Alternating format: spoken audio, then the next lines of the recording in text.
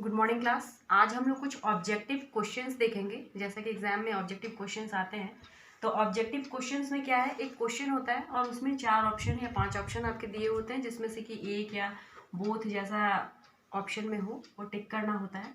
तो objective questions में क्या है कि पर्टिकुलर टू द पॉइंट हमें आंसर पता होना चाहिए, कोई भी टॉपिक अगर पूछा जाए, क्योंकि इसमें क्या है, हमें शॉर्ट नोट्स नहीं लिखना है या फिर उस पर एक पैसेज नहीं लिखना है, बट हमको एक पर्टिकुलर उसका आंसर एग्जैक्ट पता होना चाहिए। जैसे यहाँ एक क्वेश्चन है, हेमोफीलिया वर्ड लिखा हुआ है, हेमोफीलिया एक डिजीज है, ठीक है। तो इसमें 4 ऑप्शन दिए हुए हैं। Number 1, nerves bleeds can be given safely, decrease clotting time in all patients, increase clotting time, increase platelet count, ठीक है। तो इसमें ऑब्जेक्टिव वाले क्वेश्चन में मेनली हम लोग क्या करने का कोशिश करते हैं, जो 2 ऑप्शन, एटलीस्ट 2 ऑप्शन इसमें से तो कट करना ही होता है कि ठीक है। उसमें जैसे हम लोग इसमें देखते हैं कि nerves bleeds can be given safely, ये हेमोफीलिया में हो नहीं सकता। Decrease clotting time in all patients, decrease कर जाता है क्लॉटिंग टाइम, ये नहीं है, ठीक है। और यहाँ क्या है, इंक्रीज प्लेटलेट काउंट, और नंबर सी है इंक्रीज क्लॉटिंग टाइम। तो हेमोफीलिया में क्या होता है, क्लॉटिंग टाइम इंक्रीज कर जाता है। Clotting time, bleeding time already हम लोग पढ़ चुके हैं, ठीक है। नेक्स्ट है in iron deficiency anaemia, 4 option है, increase haemoglobin, decrease haemoglobin, increase WBC, decrease platelets. तो 2 ऑप्शन तो ऐसे ही इसमें कट हो गया, क्यों? क्योंकि इंक्रीज डब्ल्यूबीसी और प्लेटलेट, डब्ल्यूबीसी और प्लेटलेट तो अनीमिया के केस में आएगा नहीं। अनीमिया तो जाहिर सी बात है, किस में आएगा, हीमोग्लोबिन का कुछ बात हो रहा है इसमें। तो डिफिशियंसी है, आयरन डिफिशियंसी एनीमिया है, तो इसमें क्या हो जाएगा, डिक्रीज हेमोग्लोबिन। नेक्स्ट क्वेश्चन है हमारा, best screening test for haemophilia, haemophilia के लिए बेस्ट स्क्रीनिंग टेस्ट कौन सा है? BT bleeding time, CBC complete blood count, PT partial time, और एपीटीटी अपार्शियल थ्रोम्बोप्लास्टिन टाइम। तो बेस्ट स्क्रीनिंग टेस्ट क्या है हेमोफीलिया के लिए? APTT a partial thromboplastin time. Next question है, Christmas disease is due to, Christmas disease किसकी वजह से होता है? Factor 9, factor 2 deficiency, factor 5 deficiency, factor 10 deficiency. तो फैक्टर्स जो है, क्लॉटिंग फैक्टर में ऑलरेडी हम लोग फैक्टर्स पढ़ चुके हैं, तो ये क्या हो जाएगा, फैक्टर 9 डिफिशियंसी। नेक्स्ट क्वेश्चन है हेमाटोजाइलिन, ठीक है। हेमाटोजाइलिन किस चीज को स्टेन करता है? ठीक है, पिंक कलर स्टेन है, स्टेन साइटोप्लाज्म को स्टेन करता है, स्टेन द न्यूक्लियस, या नन ऑफ अबव। तो इसका आंसर क्या हो जाएगा, stand the nucleus.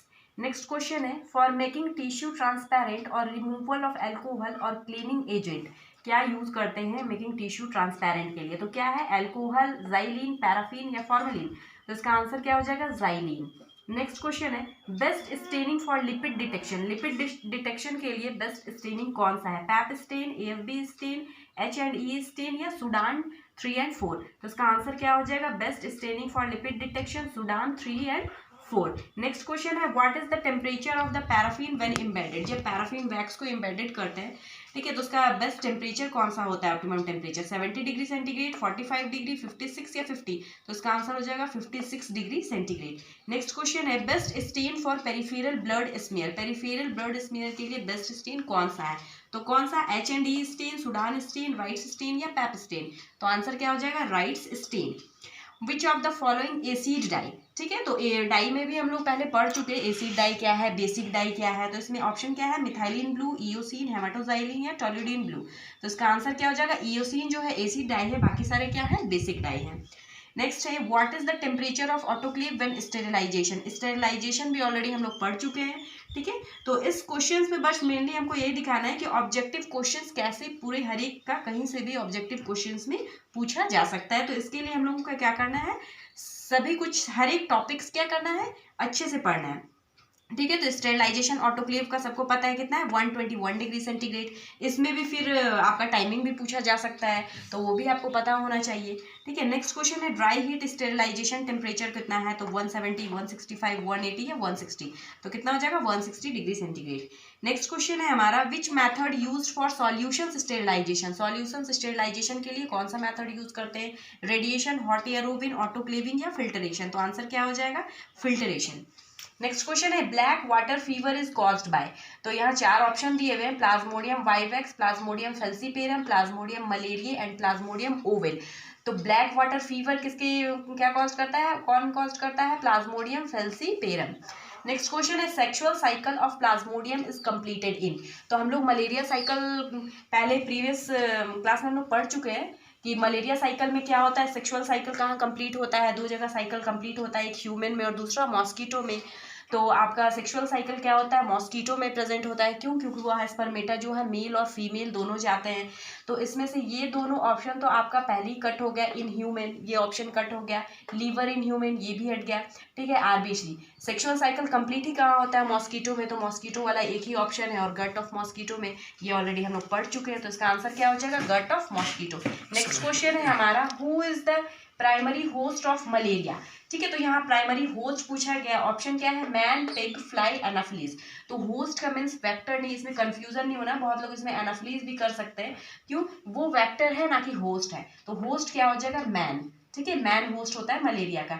Increase total number of leukocytes is called, leukocytes का, ल्यूकोसाइट्स किसे बोलते हैं, डब्ल्यूबीसी को बोलते हैं। उसी तरह आरबीसी को क्या बोलते हैं, प्लेटलेट्स को क्या बोलते हैं, ये आप लोग को ऑलरेडी आप लोग पढ़ चुके हैं। तो ल्यूकोसाइट्स का जब इंक्रीज नंबर ऑफ ल्यूकोसाइट्स होता है उसे क्या बोलते हैं, ल्यूकोसाइटोसिस। ठीक है, lowest percentage of normal cells in differential leukocyte count. तो डिफरेंशियल ल्यूकोसाइट काउंट में सबसे अधिक नंबरिंग किसका होता है, ये भी आप लोगों को सारा कुछ हम लोग पढ़ चुके हैं ऑलरेडी। तो न्यूट्रोफिल का क्या है, बेसोफिल कितना होता है, एस्नोफिल कितना होता है, लिम्फोसाइट्स कितना होता है, मोनोसाइट्स कितना होता है। तो सबसे कम परसेंटेज में क्या प्रेजेंट होता है, तो बेसोफिल होता है। यहाँ पे और भी क्वेश्चन कुछ पूछा जा सकता है कि सबसे अधिक नंबर में क्या प्रेजेंट होता है डिफरेंशियल ल्यूकोसाइट्स काउंट में, तो क्या होता है, न्यूट्रोफिल होता है। बट क्वेश्चन में क्या है, क्वेश्चन हम लोगों को बहुत अच्छे से पढ़ना है। क्या यहाँ लोएस्ट परसेंटेज पूछा गया, तो बेसोफिल।